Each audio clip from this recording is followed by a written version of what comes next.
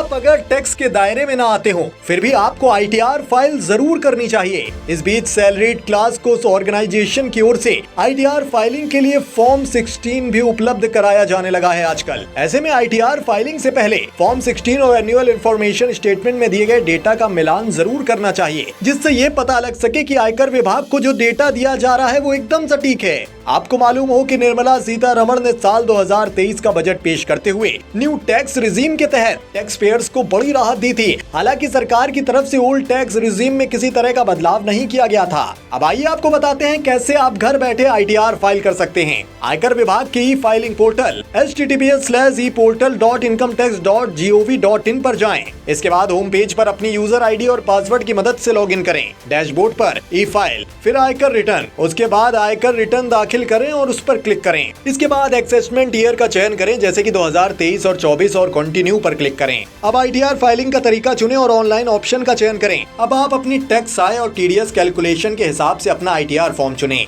आपके लिए लागू आईटीआर चुनने के बाद सभी जरूरी डॉक्यूमेंट्स को पास रखकर स्टार्ट ऑप्शन पर क्लिक करें। अब स्क्रीन पर कुछ सवाल आएंगे जो आप पर ही लागू होंगे। उसके चेक बॉक्स को मार्क करके कंटिन्यू पर क्लिक कर दें। डॉक्यूमेंट्स के मुताबिक अपनी आय और कटौती का ब्यौरा अलग अलग सेक्शन में दर्ज करें। अब टैक्स लॉयबिलिटी का मामला है तो आपके लिए दिए गए ब्यौरे के आधार पर टैक्स कैलकुलेशन का संक्षिप्त विवरण दिखेगा। कैलकुलेशन के हिसाब से टैक्स लायबिलिटी बनती है तो अभी भुगतान करें और बाद में भुगतान करें का विकल्प चुन सकते हैं। अगर कोई टैक्स लायबिलिटी नहीं बनती तो फिर टैक्स चुकाने के बाद प्रीव्यू रिटर्न पर क्लिक करना होगा। इसके बाद प्रीव्यू और रिटर्न जमा करें। डिक्लेरेशन चेक बॉक्स पर क्लिक करके वैलिडेशन के लिए आगे बढ़ें और ऑप्शन चुनें। प्रीव्यू देखें और रिटर्न जमा करें पेज पर। वेरीफाई के लिए आगे बढ़ें। रिटर्न को वेरीफाई और ई सत्यापित करना अनिवार्य है। ई वेरीफाई पेज पर जिस विकल्प का इस्तेमाल आप ई सत्यापन करना चाहते हैं उसे चुनें और कंटिन्यू पर क्लिक करें। एक बार जब आप रिटर्न को ई वेरीफाई करा लेते हैं तो फॉर्म के सफलतापूर्वक भरे जाने की सूचना स्क्रीन पर दिखती है। ट्रांजैक्शन आईडी और एक्नॉलेजमेंट नंबर स्क्रीन पर मिलता है, जिससे आप भविष्य में अपने आईटीआर फॉर्म का स्टेटस चेक कर सकते हैं। ई फाइलिंग पोर्टल पर आपका जो मोबाइल नंबर और ईमेल आईडी रजिस्टर्ड है, फॉर्म सफलतापूर्वक भरे जाने पर मैसेज मिल जाएगा। आईटीआर फाइल करते समय इस बात का ध्यान रखें कि इस बार न्यू टैक्स रिजीम को डिफॉल्ट में रखा गया है। अगर आप ओल्ड टैक्स रिजीम के तहत आईटीआर फाइल करना चाहते हैं तो फिर इसे आपको खुद बदलना होगा। नई टैक्स रिजीम में टैक्स में छूट प्राप्त करने के लिए बहुत सीमित विकल्प हैं। हालांकि 7 लाख तक की आय को प्रभावी रूप से टैक्स फ्री कर दिया गया है। वहीं ओल्ड टैक्स रिजीम में टैक्स छूट की सीमा को नहीं बढ़ाया गया है, लेकिन आप वहां विभिन्न सरकारी स्कीमों में निवेश और अन्य तरीकों से टैक्स में छूट का दावा कर सकते हैं।